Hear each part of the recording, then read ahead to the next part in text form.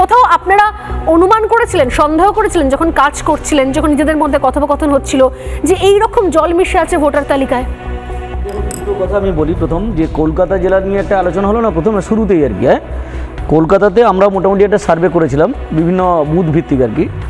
তাতে করে আমাদের কাছে একটা চিত্র উঠে এসছে যে 20 থেকে 25% ভোটার বাদ যাবে, 20 থেকে 25% কলকাতা এবং সারাউন্ডিং এরিয়াতে। আর রাজ্যের গ্রামাঞ্চলের চিত্রটা একটু অন্যরকম। আর আপনি যে এই যে প্রয়োজনীয় ভোটার কথা বলছিলেন না, এটা বারবার করে আমরা অভিযোগ করে এসেছি যে এই যে কসবা বালিগঞ্জের কথা বললো, এই কসবা বালিগঞ্জে আমি বলেছিলাম যে আমরাই প্রথম অভিযোগ করেছিলাম, প্রথম নির্বাচন কমিশনের কাছে গিয়ে আমরা তথ্য তুলে দিয়েছিলাম, সেগুলো আমরা বাইরে পাবলিক করিনি, কোনো মিডিয়াকেও দিইনি, প্রিন্ট আউট নিয়ে গিয়ে দিয়েছিলাম। 73 বছর বয়স, 83 বছর বয়স, তিনি প্রথম ভোটার লিস্টে নাম তুলতে চাইছেন।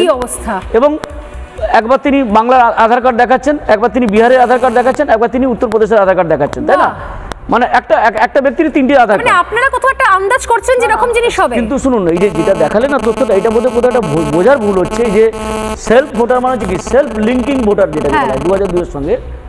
এই সংখ্যাটা টোটালটা কিন্তু সাসপেক্টেড নয়, এর সংখ্যাটাই হচ্ছে এটা।